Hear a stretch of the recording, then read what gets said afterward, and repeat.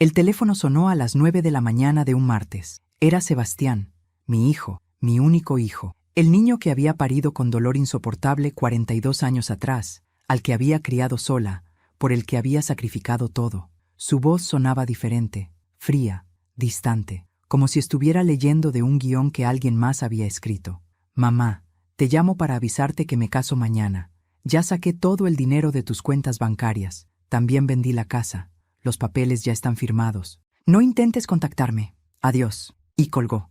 Así, sin más. 42 años de amor maternal destruidos en 30 segundos. Me quedé sentada en el sofá, con el teléfono todavía en la mano, mirando la pantalla negra. Y entonces hice algo que ni yo misma esperaba. Empecé a reír. Una risa profunda, liberadora, llena de una ironía que solo yo podía entender. Porque mi hijo no tenía ni idea de lo que realmente acababa de hacer. Sebastián pensaba que era inteligente. Pensaba que me había dejado en la calle, sin nada, vulnerable y destruida. Pensaba que había ejecutado el plan perfecto junto a esa mujer que lo había convertido en alguien que yo no reconocía. Pero lo que él no sabía, lo que nadie sabía excepto mi abogado y yo, era que esa casa que acababa de vender no valía lo que él creía. No le daría lo que esperaba. Y las cuentas bancarias que había vaciado, bueno, digamos que el dinero real estaba en otro lugar, un lugar al que él jamás tendría acceso. Verán, yo no soy una mujer tonta. 67 años en este mundo me han enseñado a leer a las personas, a anticipar traiciones, a protegerme incluso de aquellos que deberían amarte incondicionalmente, especialmente de ellos. Pero antes de continuar, quiero hacerte una invitación muy especial. Suscríbete al canal y deja tu like. Eso me ayuda a saber que me apoyas y disfrutas mis historias. Y comenta aquí abajo desde qué ciudad estás viendo. Ahora, continuemos. Mi nombre es Elena Córdoba, y esta es la historia de cómo mi propio hijo intentó destruirme. Pero también es la historia de cómo yo, una mujer que durante décadas permitió ser pisoteada en nombre del amor maternal, finalmente aprendí que el amor sin dignidad no es amor. Es autodestrucción. Para entender cómo llegamos a ese martes terrible, a esa llamada que cortó el último hilo que nos unía, necesito llevarte atrás en el tiempo, a cuando Sebastián era un niño de ojos grandes y sonrisa fácil, a cuando yo creía que ser buena madre significaba darlo todo, sacrificarlo todo, perdonarlo todo. Ese fue mi primer error, uno de muchos. Quedé embarazada de Sebastián a los 25 años. Su padre, Rodrigo, era un hombre guapo, carismático y completamente incapaz de amar a alguien que no fuera él mismo. Los primeros años de matrimonio fueron una mentira hermosamente envuelta. Rodrigo trabajaba en ventas, o eso decía. En realidad pasaba las tardes en bares, con otras mujeres, gastando dinero que no teníamos en mantener una imagen de éxito que no existía. Cuando Sebastián tenía 5 años, Rodrigo se fue. Simplemente empacó una maleta una madrugada y desapareció. Dejó una nota breve. No estoy hecho para esto. Lo siento. Nunca volvió. Nunca llamó. Nunca envió un peso para ayudar a criar a su hijo. Y yo, devastada pero determinada, juré que Sebastián nunca sufriría por la ausencia de su padre, que yo sería suficiente, que le daría todo lo que necesitara y más. Ese juramento fue el segundo error que cometí. Trabajé 3 empleos simultáneamente durante años. Secretaria en una oficina de abogados de día, limpiando oficinas por las noches, vendiendo cosméticos los fines de semana. Dormía 4 horas si tenía suerte. Mis manos se volvieron ásperas, mi espalda se curvó prematuramente, las canas llegaron antes de los 40. Pero Sebastián nunca careció de nada. Tenía ropa nueva cuando sus compañeros usaban heredada. Tenía juguetes cuando yo comía fideos 3 veces al día. Tenía todo lo material que un niño podría desear. Lo que no tenía, lo que yo no pude darle porque estaba demasiado ocupada trabajando para mantenerlo, era límites, disciplina, la palabra no. Porque cada vez que intentaba corregirlo, cada vez que intentaba enseñarle que el mundo no gira alrededor de una persona, veía los ojos de Rodrigo en su rostro, veía el abandono. Y el miedo a que me odiara, a que me dejara como su padre me dejó, me paralizaba. Así que Sebastián creció sin límites. Aprendió que las lágrimas podían manipularme, que las promesas no necesitaban cumplirse, que mamá siempre perdonaba, siempre cedía, siempre daba una oportunidad más. Y yo, ciega de amor y culpa, alimenté al monstruo que eventualmente me devoraría. Esa llamada del martes no fue el comienzo. Fue el final inevitable de una historia que comenzó décadas atrás, cuando confundí el amor con la rendición total. Pero esta vez, el final sería diferente. Esta vez, yo tenía un plan. Sebastián tenía 7 años cuando robó por primera vez. Fue en el supermercado del barrio. Una barra de chocolate que deslizó en su bolsillo mientras yo pagaba las compras. La señora Marta, la cajera que nos conocía desde siempre, lo vio, pero no dijo nada en ese momento. Me llamó aparte cuando salíamos. «Elena, tu hijo acaba de robar. Vi cómo lo hizo. Deberías hablar con él». Mi primera reacción no fue enojo, fue vergüenza.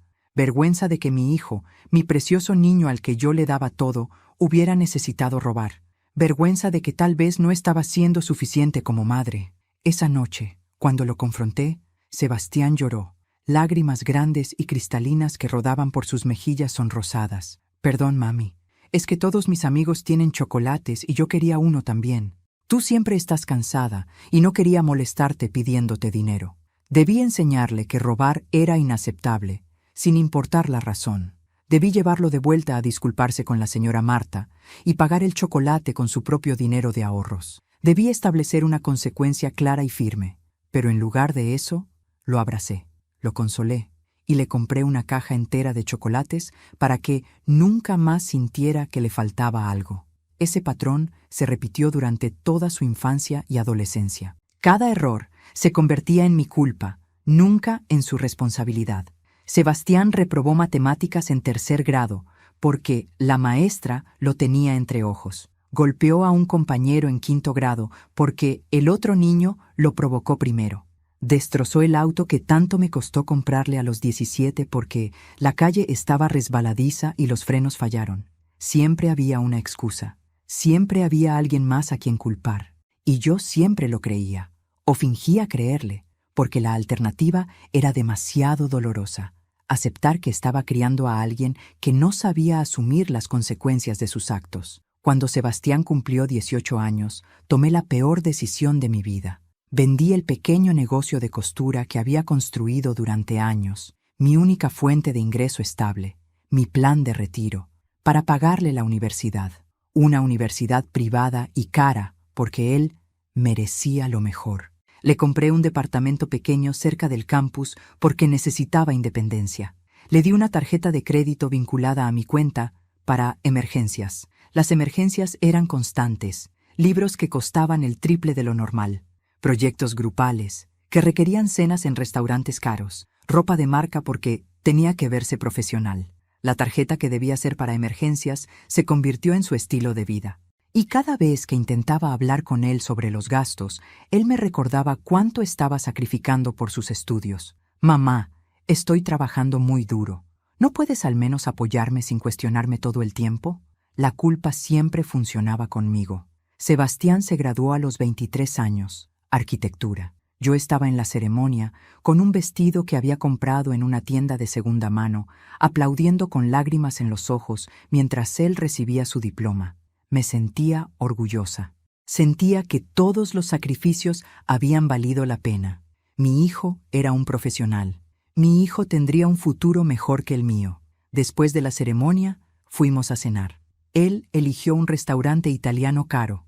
Ordenó vino, pasta con langosta, postre. Cuando llegó la cuenta, la deslizó hacia mí sin siquiera mirarla. «Tú invitas, ¿no, mamá? Es mi día especial». Pagué con la tarjeta de crédito que ya estaba al límite. No dije nada. Nunca decía nada. Los siguientes meses fueron difíciles. Sebastián no conseguía trabajo. Según él, los estudios de arquitectura solo querían gente con experiencia, pero nadie le daba la oportunidad de conseguir experiencia. Era un círculo vicioso, decía. Mientras tanto, yo seguía pagando su departamento, sus comidas, su transporte. «Solo hasta que consiga algo, mamá. Te prometo que te lo voy a devolver todo». Promesas. Sebastián era experto en promesas vacías. Finalmente consiguió trabajo en un estudio mediano. El sueldo era decente, suficiente para independizarse, pero cuando le sugerí que tal vez era hora de que se hiciera cargo de sus propios gastos, me miró como si lo hubiera traicionado. «¿Me estás echando? ¿Después de todo lo que hemos pasado juntos?» Mamá, yo pensé que éramos un equipo, pensé que tú querías lo mejor para mí. Y ahí estaba otra vez, la manipulación disfrazada de amor filial, el chantaje emocional envuelto en papel de regalo. Y yo, como siempre, cedí. No te estoy echando amor. Solo pensé que querrías más independencia. Él sonrió, me besó la mejilla. Eres la mejor mamá del mundo. No sé qué haría sin ti. Debí saber entonces que nunca se iría, que nunca me dejaría en paz, porque yo no era su madre. Era su fuente inagotable de recursos, su red de seguridad, su excusa perpetua para no crecer. 3 años después, cuando tenía 27, llegó con una noticia. Había conocido a alguien. Se llamaba Camila, y ella, según Sebastián, era perfecta, hermosa, inteligente, ambiciosa. Creo que es la indicada, mamá. Creo que ella es mi futuro. Cuando finalmente la conocí, supe inmediatamente que Sebastián había encontrado a alguien tan tóxica como él, o peor, porque Camila no solo quería usarme, quería destruirme. Y mi hijo, cegado por lo que él creía que era amor, se convertiría en su cómplice perfecto. Camila Ortiz llegó a mi vida en un domingo lluvioso de abril. Sebastián me había invitado a almorzar en su departamento, el departamento que yo seguía pagando, para conocer a alguien especial. Llevé un postre casado, como siempre hacía. Toqué el timbre con el corazón lleno de esperanza ingenua. Tal vez esta mujer sería buena para mi hijo. Tal vez lo ayudaría a madurar. La puerta se abrió y ahí estaba ella. 31 años, cabello negro perfectamente liso, maquillaje impecable, vestida como si fuera a una sesión de fotos y no a un almuerzo casual. Me extendió la mano con una sonrisa que no llegaba a sus ojos. Señora Elena, Sebastián me ha hablado mucho de usted. Su apretón fue firme, casi agresivo. Una declaración de poder más que un saludo. Entramos y noté inmediatamente cómo se movía por el departamento como si fuera suyo. Abría cajones, servía vino, dirigía la conversación. Sebastián la miraba con adoración boba, asintiendo a cada palabra que ella pronunciaba. Durante el almuerzo, Camila dominó la conversación completamente. Habló de su trabajo en consultoría empresarial. Nunca especificó qué tipo. De sus viajes a Europa, de sus contactos importantes. Cada anécdota era un despliegue de superioridad apenas velada. Sebastián me contó que usted trabajó en costura, dijo en un momento, con un tono que convertía mi profesión en algo pintoresco y menor. Debe haber sido interesante.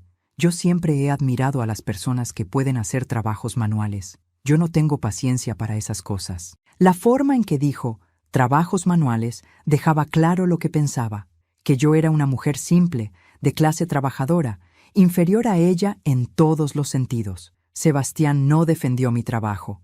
No mencionó los años que había costurado hasta que los dedos me sangraban para mantenerlo. Solo sonrió y llenó la copa de vino de Camila. Después del almuerzo, mientras ayudaba a lavar los platos, Camila se excusó diciendo que tenía una llamada importante. Intenté hablar con mi hijo. «Sebastián, ¿estás seguro de ella? Parece un poco controladora». Él me miró con una mezcla de decepción e irritación. «Mamá, sabía que harías esto. Sabía que no te gustaría nadie que yo eligiera. Camila es exitosa, segura de sí misma. ¿Eso te molesta? Que no sea alguien que puedas controlar». Sus palabras me golpearon como una bofetada. «Yo no intento controlar a nadie», dije con voz temblorosa. «Solo me preocupo por ti». Él suspiró, como si estuviera lidiando con una niña difícil. «Tu problema, mamá, es que nunca me dejas crecer. Siempre estás ahí, cuestionando mis decisiones. Camila tiene razón. Tengo que aprender a poner límites contigo». ¿Camila tiene razón? Ellos apenas llevaban 3 meses juntos y ella ya estaba en su cabeza, plantando semillas de desconfianza hacia mí. Me quedé callada, tragándome las palabras que quería gritar, porque sabía que si presionaba más, lo perdería, o al menos eso creía entonces. Las semanas siguientes, Sebastián comenzó a distanciarse. Las llamadas se espaciaron, las visitas se cancelaban con excusas vagas. Cuando finalmente lo veía, Camila siempre estaba presente, supervisando cada interacción como un guardián celoso. Y siempre, encontraba formas sutiles de humillarme. «Sebastián, ¿tu mamá siempre viene sin avisar?», preguntaba con tono dulce pero cargado de veneno. «Elena, ese suéter es particular. ¿Es vintage?». Vintage era su forma educada de decir viejo y feo. ¿Todavía vives en ese barrio? Sebastián me dijo que es un poco peligroso. Deberías pensar en mudarte a algo más seguro, aunque supongo que es cuestión de presupuesto. Cada comentario era una puñalada envuelta en falsa preocupación, y Sebastián nunca la detenía, nunca me defendía, solo cambiaba de tema incómodo. 3 meses después de conocerla, Sebastián llegó a mi casa con una noticia. Mamá, Camila y yo vamos a vivir juntos. Ella va a mudarse a mi departamento. Mi estómago se hundió. ¿No crees que es muy pronto?, pregunté cuidadosamente. Él frunció el ceño. Ya empezaste. Sabía que ibas a hacer esto. Camila dijo que no te iba a gustar porque no puedes soportar que yo sea feliz con alguien más. Eso no es cierto, protesté. Solo quiero que estés seguro. Pero él ya estaba en la puerta. ¿Sabes qué, mamá? Necesito espacio. Voy a tomarme un tiempo lejos de ti, solo por un tiempo, para que entiendas que no puedes controlar mi vida para siempre. Y se fue. Mi hijo se fue, dejándome en mi pequeña casa con el corazón partido y la certeza de que había perdido una batalla que ni siquiera sabía que estaba peleando. Camila lo había logrado. Había creado una barrera entre nosotros, y eso era solo el comienzo, porque investigué sobre ella, algo que debía hacer desde el principio, y lo que encontré me heló la sangre. Camila Ortiz no era consultora empresarial. Había sido despedida de 3 trabajos por irregularidades financieras. Tenía demandas pendientes de 2 exparejas por fraude. Y había un patrón claro. Se involucraba con hombres vulnerables, accedía a sus recursos y desaparecía dejándolos en ruinas. Mi hijo era su próximo objetivo, y yo era el obstáculo que ella necesitaba eliminar. Pasaron 2 meses sin noticias de Sebastián. 2 meses en los que cada vez que sonaba el teléfono, mi corazón saltaba esperando que fuera él. Nunca era. Intenté llamarlo. Me enviaba a buzón de voz. Le escribí mensajes. Los leía. Podía ver las marcas de verificación azules, pero no respondía. Era como si hubiera muerto, pero peor, porque sabía que estaba vivo y simplemente había elegido borrarme de su vida. Entonces, una noche de junio, tocaron a mi puerta. Era Sebastián. Lucía cansado, demacrado.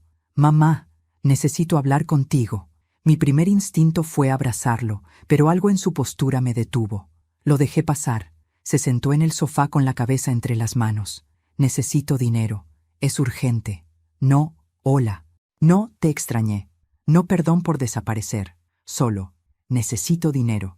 «¿Qué pasó?», pregunté, sentándome frente a él. Sebastián no me miraba a los ojos.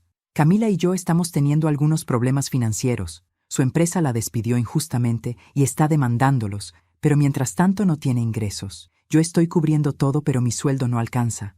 Necesito 50,000 pesos. Es un préstamo, mamá. Te lo devuelvo en 3 meses. Lo prometo». 50,000 pesos. Era casi todo lo que me quedaba en ahorros después de años pagando sus gastos. «Sebastián, eso es mucho dinero. ¿No pueden los padres de Camila ayudarla?». Él levantó la vista bruscamente con irritación.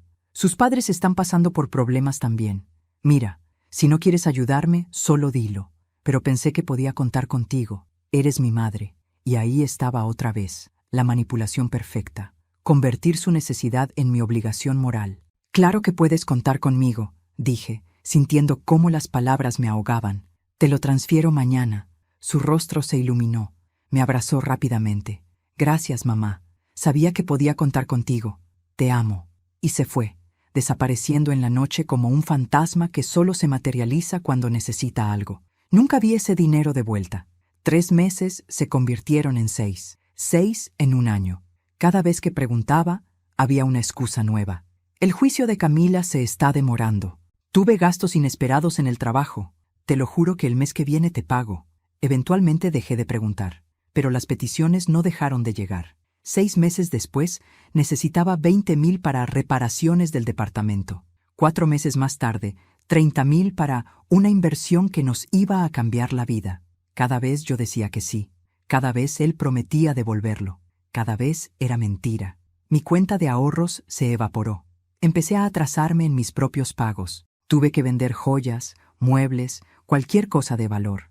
Pero seguí dándole dinero porque tenía terror de que si le decía que no, desaparecería otra vez. Y la soledad de esos 2 meses sin él había sido tan insoportable que prefería la explotación a la ausencia.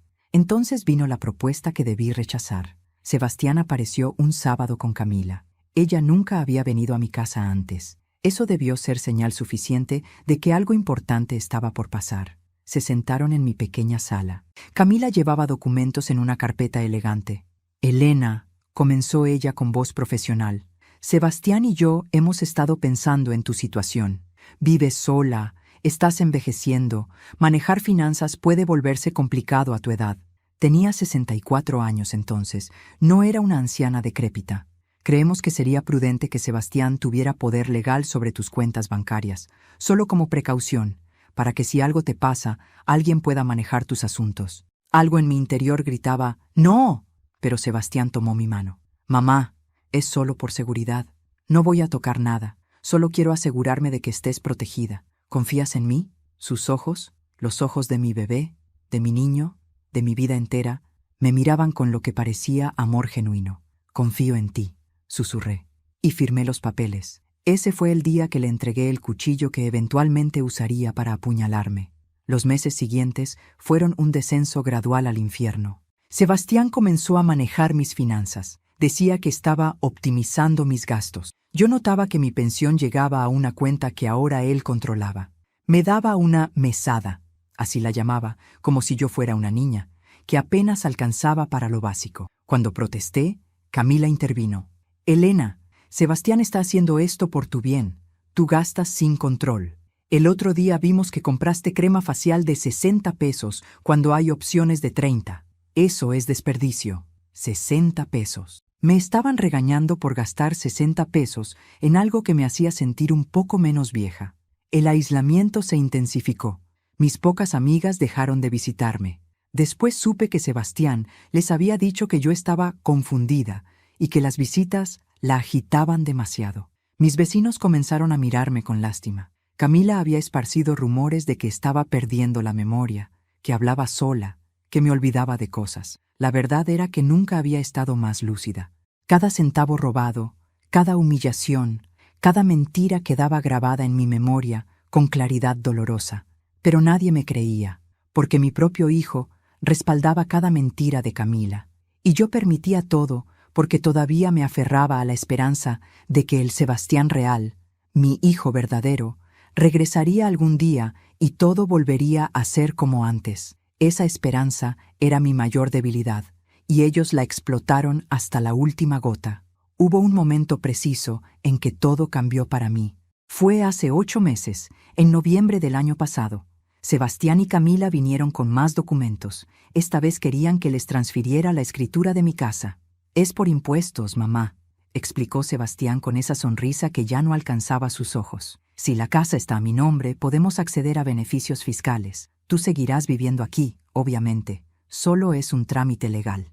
Camila añadió con voz melosa. Además, Elena, a tu edad, tener propiedades a tu nombre puede ser problemático. Si algo te pasa, el proceso de herencia es complicado. Esto simplifica todo. Me extendió una pluma. Solo firma aquí y aquí. Miré los documentos, miré a mi hijo, y por primera vez en décadas vi con claridad absoluta lo que estaba pasando. No era amor, no era preocupación. Era un plan meticuloso para dejarme sin nada, para despojarme de todo mientras yo respiraba, para asegurarse de que cuando muriera, o antes, ellos tuvieran todo y yo no tuviera cómo defenderme. Necesito pensarlo, dije bajando la pluma. El rostro de Camila se endureció por una fracción de segundo antes de recuperar la máscara. ¿Pensarlo?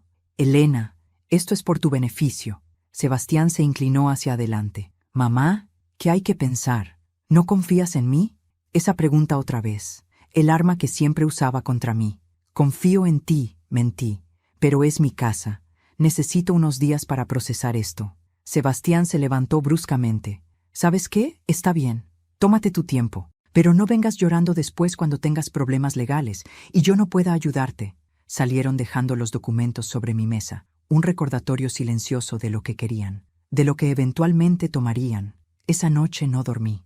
Me quedé despierta mirando las paredes de la casa que había comprado con el sudor de 20 años de trabajo. La casa que Roberto, mi exesposo abusivo, había tratado de quitarme en el divorcio y que yo había peleado con uñas y dientes para conservar. La casa que representaba mi única seguridad en el mundo. Y entendí que si firmaba esos papeles, estaría firmando mi sentencia de muerte metafórica, tal vez literal. A la mañana siguiente, llamé a Bernardo Suárez, el abogado que me había ayudado con mi divorcio hace 30 años. Bernardo, necesito verte urgentemente y necesito que nadie sepa que nos reunimos. Antes de continuar, dime aquí en los comentarios qué te está pareciendo esta historia hasta ahora y qué harías tú en el lugar de ellos. No salgas del video, porque lo que viene a continuación te va a poner la piel de gallina. Nos encontramos en su oficina 3 días después. Le conté todo. El dinero desaparecido, el control de mis cuentas, el aislamiento, los rumores sobre mi salud mental y ahora la presión para transferir la casa. Bernardo escuchó en silencio, con expresión cada vez más grave. Cuando terminé, suspiró profundamente. Elena, esto es abuso financiero de manual. Tu hijo y su pareja están ejecutando un plan para dejarte sin recursos. Y legalmente, como les diste poder sobre tus cuentas, es complicado revertir. Sentí que el piso se abría bajo mis pies. ¿No hay nada que pueda hacer? Él se inclinó hacia adelante. No dije que no hubiera nada. Dije que es complicado. Pero si actuamos rápido y con inteligencia, podemos protegerte. Durante las siguientes semanas, Bernardo y yo trabajamos en secreto. Primero, creamos una nueva cuenta bancaria en un banco diferente, bajo un nombre corporativo que yo controlaba completamente. Transferí lo poco que me quedaba, apenas 30,000 pesos, a esa cuenta. Sebastián no notó nada porque la cantidad era tan pequeña que probablemente ni la revisaba. Segundo, y más importante, trabajamos en la casa. No puedes simplemente negarte a firmar, explicó Bernardo. Eso los pondrá en alerta y acelerarán sus planes. En cambio, vamos a crear una situación donde si firmas no obtengan lo que esperan. Me explicó el plan. Era complejo, pero brillante. Resulta que mi casa tenía deudas que yo no conocía, deudas que Bernardo y yo creamos estratégicamente. Sacamos una hipoteca privada con un prestamista que Bernardo conocía, un hombre honorable que entendió la situación y aceptó ayudar. La deuda era por casi el valor total de la casa. En papel, mi casa ahora debía más de lo que valía. Además, creamos cláusulas especiales en la escritura. Si la propiedad se transfería a cualquier persona distinta de mí en vida, automáticamente se activaban ciertas condiciones. El nuevo dueño asumía todas las deudas inmediatamente, y había penalizaciones fiscales que convertirían la ganancia en una pesadilla financiera. Básicamente, explicó Bernardo, si tu hijo logra que le transfieras la casa, pensará que ganó, pero en realidad estará heredando una bomba de tiempo financiera, y cuando intente venderla, descubrirá que no vale nada después de pagar todas las deudas. Era perfecto, maquiavélico y absolutamente necesario. Pero hay algo más que necesitas hacer, dijo Bernardo con seriedad. Necesitas documentar todo, cada interacción, cada manipulación, cada centavo que te quitaron. Porque esto puede terminar en tribunales. Me entregó una pequeña grabadora. Graba las conversaciones cuando vengan. Mantén registro escrito de todo. Reúne evidencia. Durante los siguientes meses hice exactamente eso. Grabé conversaciones donde Camila me insultaba pensando que yo no entendía. Documenté cada retiro sospechoso de mis cuentas. Guardé los mensajes donde Sebastián prometía devolverme dinero que jamás devolvió. Construí un archivo completo de su traición. Y esperé. Esperé el momento en que ellos darían el golpe final. El momento en que pensarían que habían ganado. Ese momento llegó hace 3 días, con esa llamada telefónica que cambió todo. Después de esa llamada del martes, me permití el lujo de reír durante 5 minutos completos. Luego me serví una taza de té. Me senté en mi sillón favorito, el que Camila siempre criticaba por ser anticuado, y esperé. Sabía que no tardaría mucho. Bernardo me había explicado exactamente qué pasaría una vez que Sebastián intentara acceder al dinero y completar la venta de la casa. La primera llamada llegó 4 horas después. No la contesté. Era Sebastián, pero su número apareció 7 veces seguidas en mi pantalla. Luego comenzaron los mensajes. Mamá, llámame urgentemente. Necesito hablar contigo ya. Esto es serio. Contesta el teléfono. Los leí todos con una calma que no había sentido en años. Cada mensaje desesperado era una pequeña victoria. Al día siguiente, Bernardo me llamó. Elena, tu hijo fue al banco. Intentó retirar el dinero de las cuentas que él controla. Hizo una pausa dramática y descubrió que solo hay 2,000 pesos. Según mi contacto en el banco, armó una escena. Gritó que había un error, que faltaban más de 100,000 pesos. Le explicaron que tú habías hecho transferencias legales a otras cuentas, lo cual es tu derecho ya que técnicamente él solo tiene poder de administración, no propiedad del dinero. Está furioso. Sonreí. Esos 100,000 pesos que él pensaba que tenía eran en realidad préstamos que yo había tomado de mi propia cuenta para crear la ilusión de que había más dinero. Dinero que nunca existió realmente. Papel sin valor. Y hay más, continuó Bernardo con satisfacción apenas contenida. El comprador de la casa, ese hombre que tu hijo contactó, recibió esta mañana la evaluación completa de la propiedad. Descubrió las deudas, las hipotecas, las cláusulas especiales. El valor neto de la casa, después de todas las obligaciones, es negativo. Debe más de lo que vale. El comprador canceló la venta inmediatamente. Y como tu hijo ya había firmado papeles asumiendo responsabilidad en la transacción, ahora está legalmente obligado a responder por los costos de cancelación. 20,000 pesos en penalizaciones. ¿Y la casa? Pregunté, aunque ya sabía la respuesta. La casa sigue siendo tuya, Elena. Él nunca completó la transferencia legal. Intentó venderla con una promesa de venta, pero sin la escritura final, no puede hacer nada. Es tuya y seguirá siendo tuya. Esa noche, finalmente, Sebastián apareció en mi puerta. No tocó, golpeó con furia. «¡Mamá! ¡Abre esta puerta!». Su voz era irreconocible, llena de rabia y desesperación. Abrí lentamente. Mi hijo estaba descompuesto. Tenía los ojos rojos, el cabello desordenado, la ropa arrugada. Detrás de él, en el auto, vi a Camila esperando. Ella no bajó. Las ratas abandonan el barco cuando se hunde. «¿Qué hiciste?», siseó Sebastián, empujándome levemente para entrar. «¿Dónde está el dinero? ¿Qué hiciste con la casa?». Me mantuve serena. «¿De qué dinero hablas, hijo? ¿Del dinero que robaste de mis cuentas, pensando que yo no me daría cuenta?». «Yo no robé nada. Tú me diste acceso. Firmaste los papeles». Su voz se quebraba entre la furia y algo más profundo. El pánico. «Sí, firmé papeles, dándote poder para administrar, no para robar. Hay una diferencia legal muy importante». Lo miré directamente a los ojos. «¿Sabías que durante los últimos 8 meses documenté cada peso que sacaste de mis cuentas sin mi permiso? ¿Cada promesa rota? ¿Cada mentira?». Vi cómo el color abandonaba su rostro. «No, tú no harías eso». Me acerqué a él, este hombre que alguna vez fue mi bebé, y hablé con voz firme. «Subestimaste a tu madre, Sebastián. Pensaste que era una vieja tonta a la que podías manipular eternamente, pero resulta que las viejas tontas aprenden, especialmente cuando sus propios hijos intentan destruirlas. Mamá, por favor». Su tono cambió instantáneamente, de furia a súplica. «Fue idea de Camila. Ella me dijo que era lo mejor, que tú estabas envejeciendo y que necesitábamos asegurar el futuro. Yo solo quería cuidarte». La mentira era tan obvia que dolía escucharla. ¿Cuidarme? ¿Robándome todo lo que tengo? ¿Vendiéndome la casa mientras yo viviera en la calle? Mi voz se elevó por primera vez. ¿Eso es cuidar, Sebastián? Él comenzó a llorar. Lágrimas reales esta vez, no las manipulaciones de su infancia. «Tengo deudas enormes. Camila gastamos demasiado. Los prestamistas me están amenazando. Necesito ese dinero, mamá. Lo necesito». «¿Y yo?», pregunté suavemente. ¿Yo no necesitaba tener un techo sobre mi cabeza? ¿No necesitaba tener dinero para comida, para medicinas, para vivir con dignidad mis últimos años? Silencio. Él no tenía respuesta, porque nunca había pensado en mí. Nunca. Yo siempre había sido un recurso, no una persona.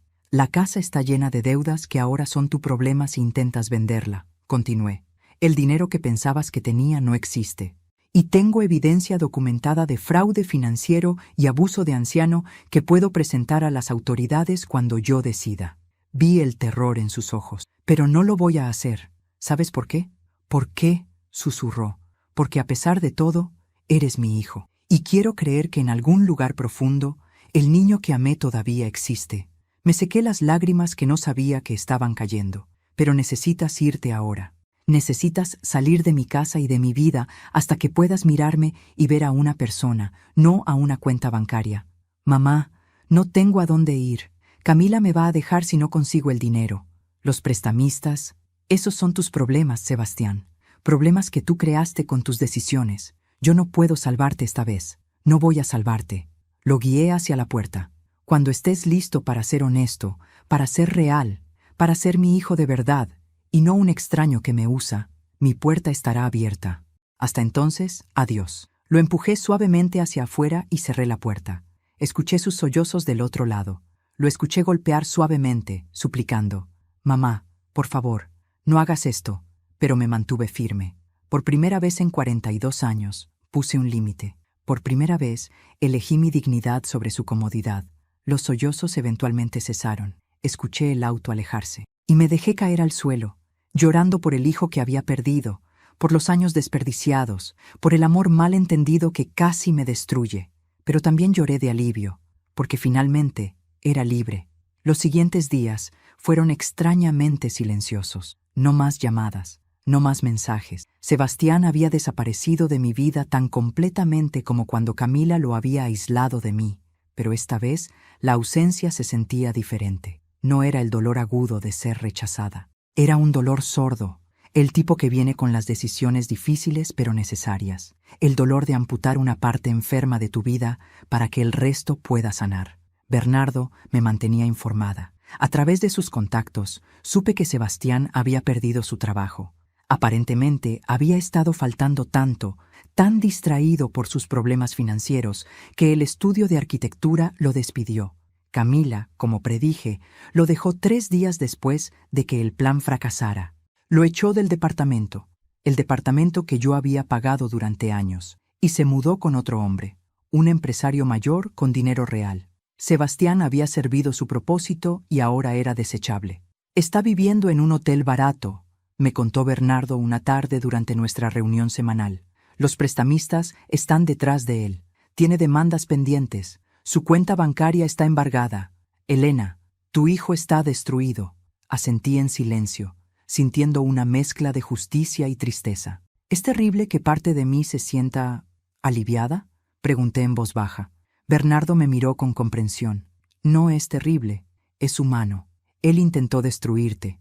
Que enfrente las consecuencias de sus acciones no te hace mala persona, te hace alguien con límites saludables. Pero las palabras no aliviaban completamente la culpa maternal que seguía pulsando en mi pecho.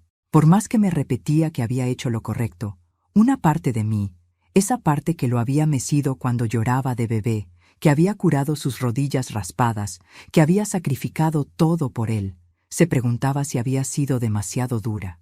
La respuesta llegó 2 semanas después, en forma de una carta. La encontré deslizada bajo mi puerta una madrugada. Era de Sebastián, escrita a mano con letra temblorosa. Mamá, sé que no tengo derecho a escribirte. Sé que no merezco tu perdón. Pero necesito que sepas algo. Tenías razón. Sobre todo. Sobre Camila, sobre mí, sobre lo que me había convertido. Pasé 30 años de mi vida pensando que el mundo me debía algo solo por existir. Pensando que tú me debías todo porque eras mi madre. Nunca vi los sacrificios. Nunca valoré nada. Camila se fue. Me dejó sin nada. Y por primera vez en mi vida entiendo cómo te debiste sentir cuando papá nos abandonó. Entiendo la soledad, el terror, la sensación de que no vales nada para las personas que se supone deben amarte. Entiendo, mamá. Finalmente entiendo. Perdí mi trabajo. Debo dinero que no puedo pagar. Voy a tener que declarar bancarrota. Mi vida es un desastre completo. Y lo peor no es la pobreza o las deudas. Lo peor es saber que destruí la única relación que importaba. Destruí a la única persona que siempre estuvo ahí. No te escribo para pedirte ayuda. Sé que no la merezco. Te escribo para decirte que tenías razón al cerrarme la puerta. Necesitaba tocar fondo. Necesitaba perderlo todo para entender qué había perdido hace mucho tiempo. Tu respeto, tu confianza y el privilegio de ser tu hijo. Si algún día, en el futuro, puedes perdonarme, sería más de lo que merezco. Pero si no puedes, lo entiendo. Te amo, mamá. Siempre te amé, aunque nunca supe cómo demostrarlo. Tu hijo que falló, Sebastián. Leí la carta 3 veces. Lloré en cada lectura. Porque era exactamente lo que había querido escuchar durante años. Un reconocimiento real de su egoísmo, de mi dolor, de las consecuencias de sus acciones. No era una manipulación. No estaba pidiendo dinero. Era, por primera vez en décadas, honesto. Pero la honestidad no borraba el daño. No devolvía los años perdidos, el dinero robado, la dignidad pisoteada. La honestidad era un primer paso, no una solución. 2 días después, recibí una llamada de un número desconocido. Era la señora del hotel donde Sebastián estaba viviendo. Señora Córdoba, su hijo está aquí. Lleva 3 días sin comer. Está enfermo.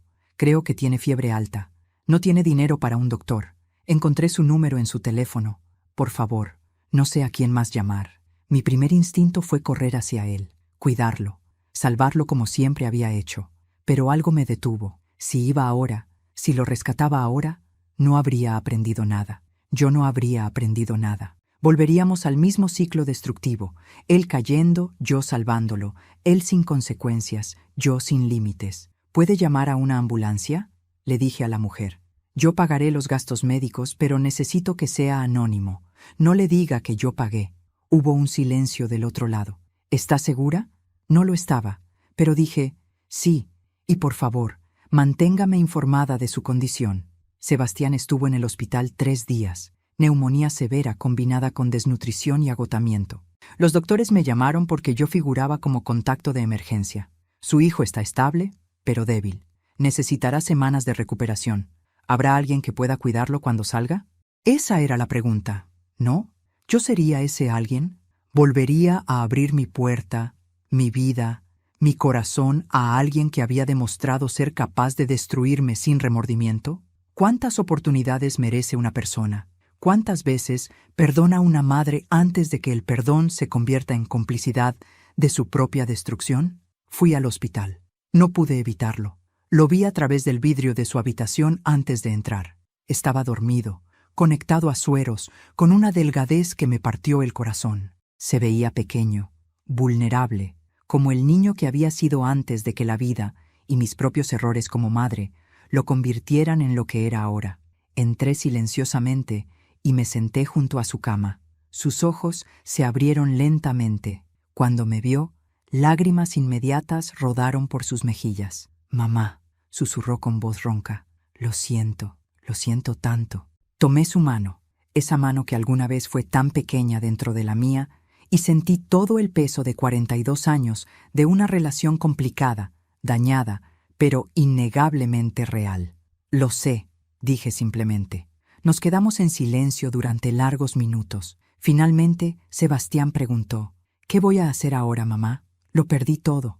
Lo miré directamente a los ojos. «Vas a reconstruir, pero esta vez lo harás tú solo, con tu propio esfuerzo, sin atajos, sin usar a otras personas. Y si de verdad has cambiado, si de verdad entendiste la lección, lo lograrás». «¿Y nosotros?», preguntó con voz pequeña.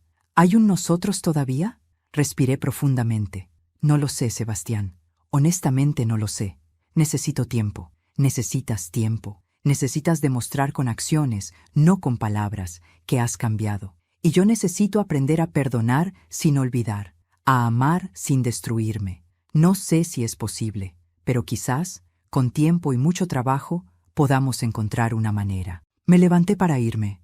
En la puerta me volví. «Pagaré tu cuenta del hospital. Eso es todo. Después estás solo. Y esta vez, eso no es crueldad, es respeto. Respeto por ti como adulto capaz de enfrentar sus consecuencias y respeto por mí como persona que merece dignidad». Salí sin mirar atrás, con el corazón roto, pero la espalda recta. El camino hacia adelante sería largo y doloroso para ambos, pero por primera vez sería honesto.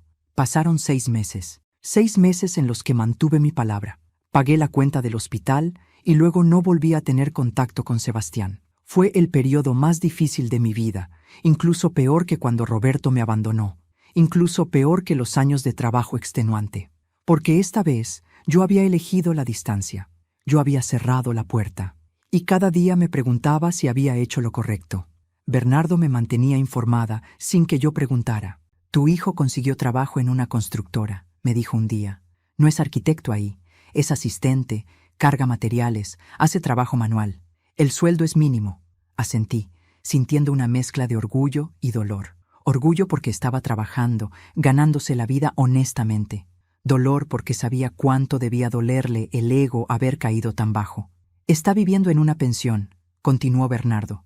Comparte habitación con otros 2 hombres. Dicen que sale temprano y vuelve tarde. No socializa mucho, solo trabaja. Era una vida dura, la que Sebastián estaba viviendo ahora. Una vida que yo había vivido durante años para mantenerlo. Tal vez por primera vez, él entendía realmente lo que significaba sobrevivir sin red de seguridad. Un martes por la tarde, 3 meses después de su hospitalización, recibí un sobre en mi correo. Dentro había 500 pesos y una nota. Primer pago de mi deuda contigo. Sé que es poco. Sé que tardaré años, pero lo haré. S. No había dirección de remitente. No pedía respuesta. Solo cumplía con una promesa. Al mes siguiente llegó otro sobre. Otros 500 pesos. Segundo pago. Seguiré enviando cada mes. No espero tu perdón. Solo quiero hacer lo correcto. Y así continuó, religiosamente, cada mes. Nunca más de 500 pesos, porque probablemente era todo lo que podía ahorrar de su salario mínimo. Pero llegaba, siempre llegaba. En el 5.º mes, la nota era más larga. Mamá, conseguí un segundo trabajo. Los fines de semana hago reparaciones en casas. No es arquitectura, pero uso mis conocimientos. Estoy ahorrando para pagar mis deudas, para reconstruir mi vida. Y cada día que trabajo, pienso en ti. En cómo trabajaste así durante años por mí. Ahora entiendo lo que significó. Ahora valoro lo que nunca valoré. Guardé cada nota, cada una. Las releía en las noches cuando la soledad se volvía insoportable. Cuando me preguntaba si había sido demasiado dura, demasiado cruel, si una madre de verdad habría perdonado inmediatamente. Pero entonces recordaba las palabras de mi terapeuta. Sí, había comenzado terapia. Finalmente, cuidando de mi salud mental después de décadas de descuidarla. El amor sin límites no es amor, es codependencia, es autodestrucción. Una tarde de abril, casi 6 meses después de la última vez que lo vi en el hospital, alguien tocó mi puerta. Era sábado. Estaba preparando té cuando escuché el timbre. Abrí sin mirar por la mirilla, un error que Bernardo siempre me regañaba por cometer, y ahí estaba Sebastián. Pero no era el Sebastián que yo conocía. Este hombre estaba bronceado por el trabajo al sol. Tenía músculos en lugares donde antes solo había suavidad. Sus manos estaban callosas, ásperas, marcadas por el trabajo duro. Llevaba ropa simple, limpia pero gastada. Y sus ojos tenían algo que no había visto en años, humildad real. «Hola, mamá», dijo con voz suave. «Sé que no tengo derecho a estar aquí. Sé que te pedí espacio y tú me lo diste. Pero necesitaba verte, necesitaba decirte algo en persona». Me quedé en la puerta, con el corazón latiendo tan fuerte que pensé que él podría escucharlo. «¿Qué necesitas decirme?» Sebastián sacó un sobre de su mochila gastada. «Esto es el dinero de este mes, pero también es algo más». Lo abrió y dentro había un cheque por 30,000 pesos. Vendí mi auto. Ya no lo necesito. Camino al trabajo o tomo el autobús. Con ese dinero pagué la mayoría de mis deudas. Y esto, señaló el cheque, es para ti. Sé que no cubre ni una fracción de lo que te robé, pero es un comienzo. Miré el cheque. 30,000 pesos. Probablemente representaba meses de ahorro para él en su situación actual. «Sebastián», comencé, pero él levantó la mano. «Déjame terminar, por favor. Necesito decir esto», asentí, conteniendo las lágrimas. «Durante estos 6 meses viví la vida que tú viviste durante años. Despertarme antes del amanecer, trabajar hasta que el cuerpo duele, comer lo más barato posible para poder ahorrar, dormir en un colchón incómodo en un cuarto que no es tuyo. Y cada día, cada maldito día pensaba, mi madre hizo esto por mí, durante décadas, y yo nunca lo valoré. Nunca dije gracias, nunca reconocí el sacrificio». Su voz se quebró. «Peor que eso, intenté destruirla. Intenté robarle todo después de que ella me lo dio todo. ¿Qué clase de monstruo hace eso?» Las lágrimas corrían libremente por su rostro ahora. «No espero tu perdón, mamá. No merezco tu perdón. Solo quiero que sepas que cambié, que finalmente crecí, que finalmente entendí lo que significa ser un hombre, un adulto, un ser humano decente». Me sequé mis propias lágrimas. «¿Por qué ahora, Sebastián? ¿Por qué 6 meses después?»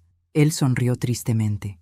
«Porque si venía antes, habría sido para pedirte ayuda, para manipularte de nuevo. Necesitaba estos 6 meses para probarme a mí mismo que podía sobrevivir solo, que no necesitaba usar a nadie, que podía ser la persona que debí ser siempre.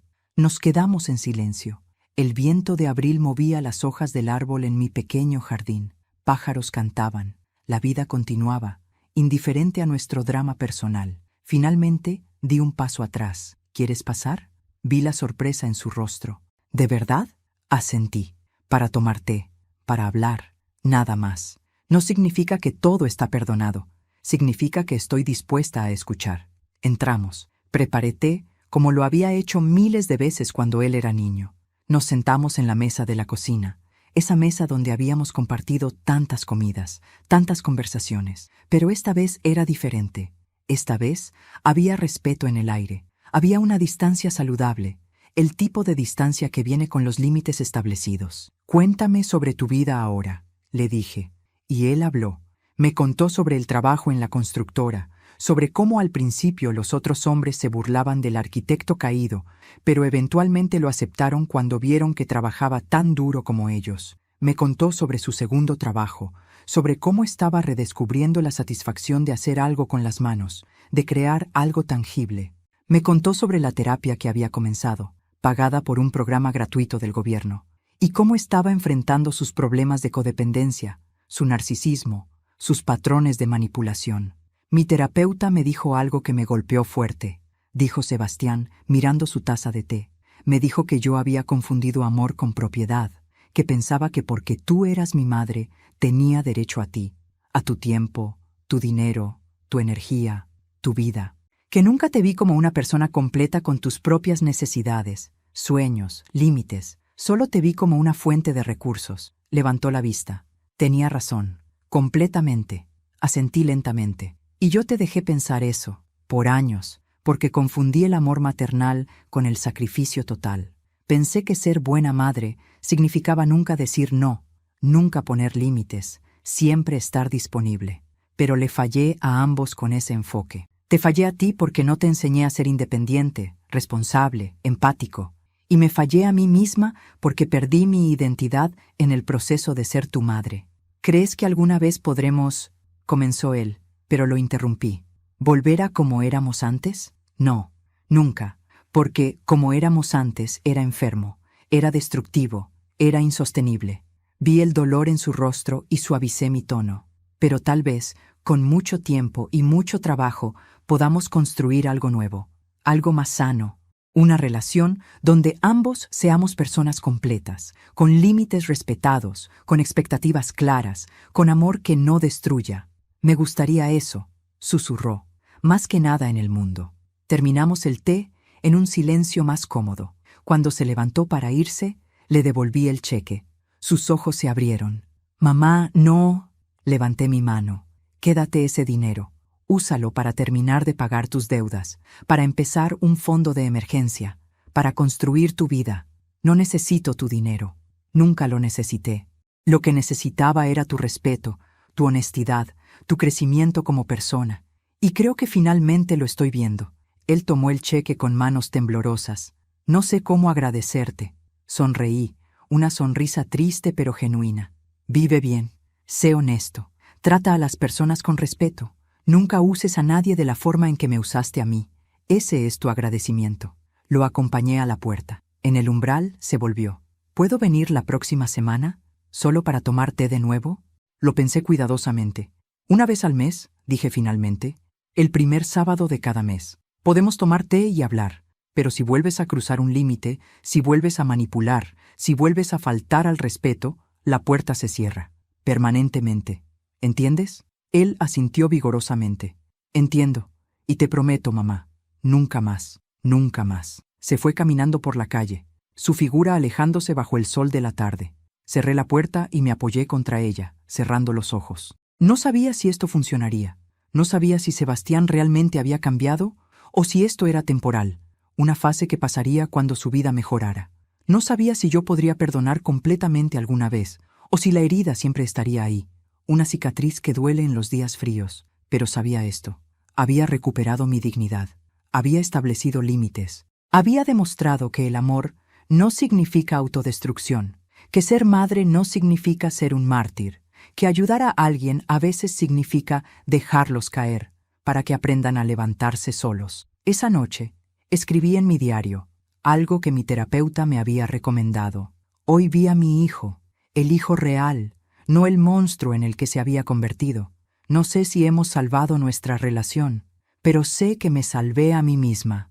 Y tal vez esa sea la lección que nadie quiere aprender, que a veces el amor más profundo es el que establece límites, que a veces salvar a alguien significa negarse a rescatarlos, que a veces ser buena madre significa permitir que tu hijo enfrente las consecuencias de sus acciones, incluso cuando te destroza hacerlo. Cerré el diario y miré por la ventana a las estrellas que comenzaban a aparecer. El futuro era incierto. La relación con Sebastián era frágil, como porcelana recién pegada que podría romperse con el menor golpe. Pero por primera vez en décadas, respiraba libremente. Por primera vez, no estaba cargando el peso de salvar a alguien que no quería salvarse. Y eso, descubrí, era suficiente. No era un final feliz de cuento de hadas. Era algo mejor, era real, era honesto. Era el comienzo de algo más sano, aunque tomara años construirlo. La vida me había enseñado que el amor verdadero no es ilimitado. Es amor con límites, con respeto, con dignidad para ambas partes. Y aunque tardé 67 años en aprenderlo, finalmente lo entendía. Finalmente, era libre. Querido amigo, querida amiga, gracias por acompañarme hasta el final de esta historia. Sé que no fue fácil, sé que te hizo sentir, reflexionar, tal vez incluso recordar tus propias relaciones familiares. Si esta historia tocó tu corazón, si te hizo pensar sobre el amor, los límites y las segundas oportunidades, te pido que presiones el botón de suscripción. Tu apoyo significa todo para mí y me ayuda a seguir compartiendo historias que nos enseñan sobre la vida. Déjame un me gusta si esta historia te movió de alguna manera. Y por favor, cuéntame en los comentarios, ¿qué te pareció? ¿Hizo Elena lo correcto? ¿Qué hubieras hecho tú en su lugar? ¿Crees en las segundas oportunidades? Y dime, ¿desde qué ciudad del mundo me estás escuchando? Me encanta leer cada uno de sus comentarios, cada historia que comparten. Somos una comunidad que aprende junta. Recuerda, esta historia es completamente ficticia, creada con fines de entretenimiento y reflexión. Los personajes y situaciones son producto de la imaginación, diseñados para hacerte pensar sobre el amor, los límites y la dignidad. Gracias por estar aquí. Nos vemos en la próxima historia.